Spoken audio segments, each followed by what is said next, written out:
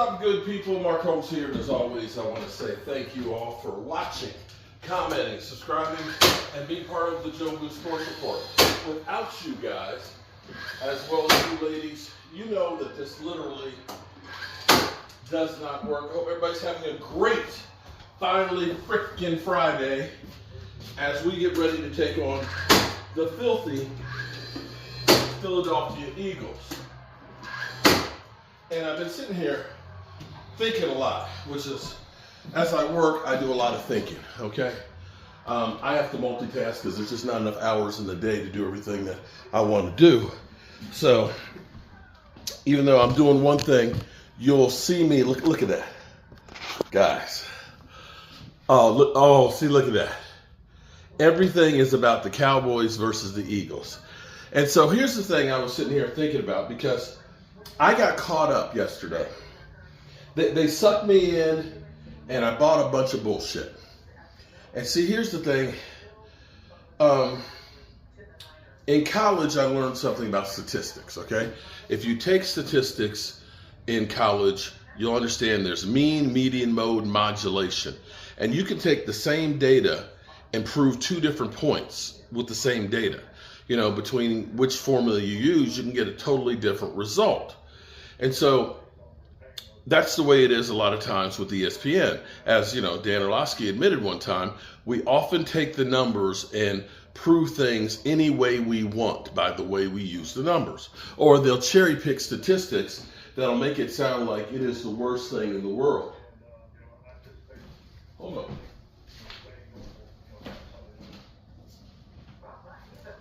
According to ESPN, this matchup will feature two Let me get three favorites. What Mike McCarthy was saying.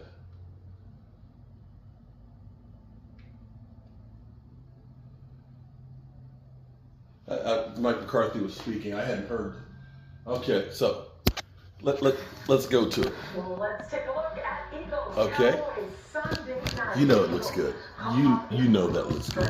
Where they've played three teams with winning records in the last 4 games.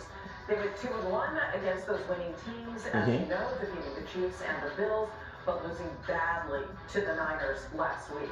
Now, as for Dallas, head coach Mike McCarthy underwent surgery 2 days ago to remove his appendix, but he was back at practice today and plans to be on the sidelines calling plays on Sunday. Here he is. So let's listen to it. SportsCenter.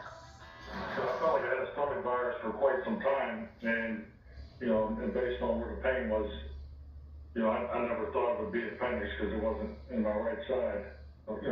Not being here is always, that's not where you want to be. I was excited to get back, and definitely felt great walking in here today. So, but feel good, and I anticipate everything, staying normal, come Sunday night.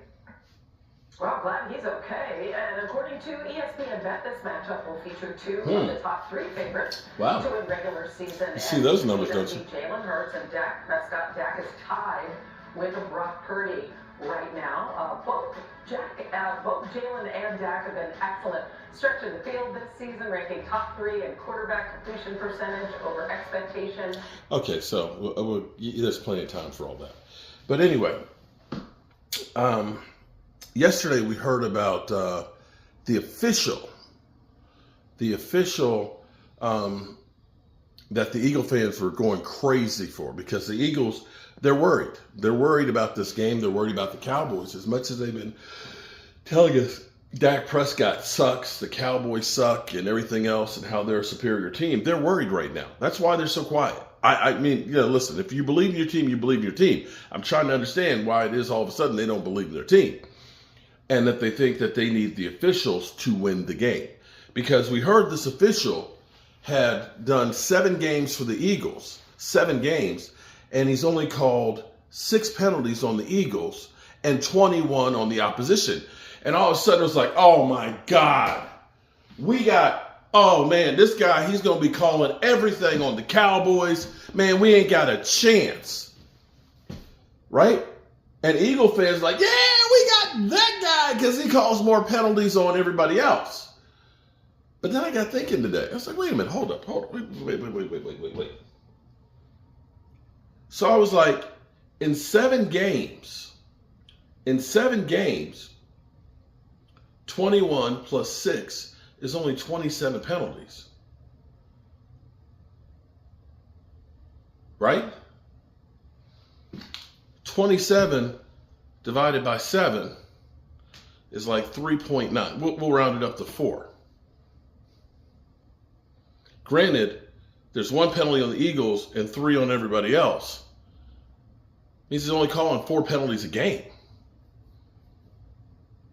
Only 4 penalties a game.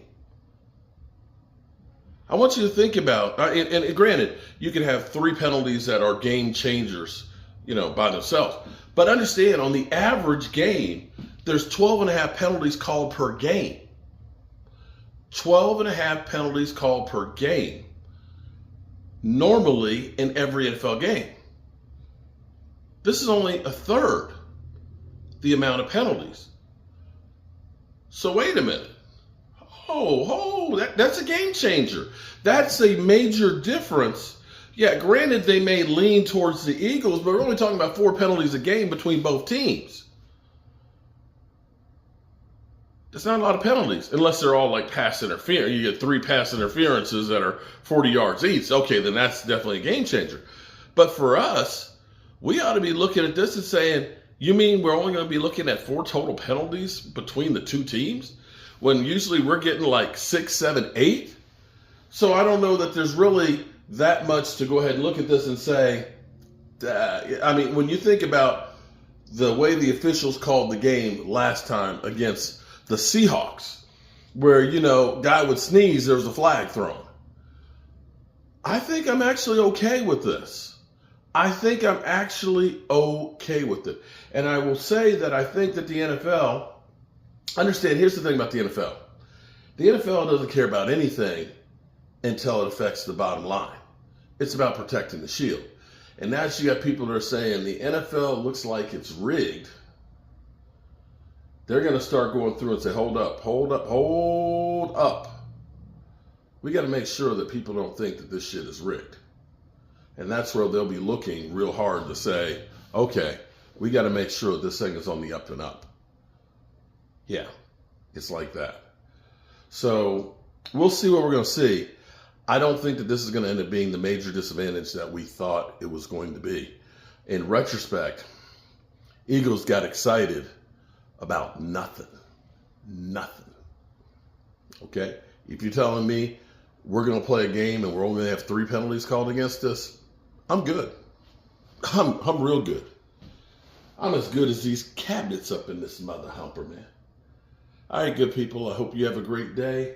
We'll be doing our live stream at 9 o'clock Eastern, as I'm going to be here doing some more work here on the Red Brick House. As always, I appreciate you and you and you and you and you and you. All of you. Peace.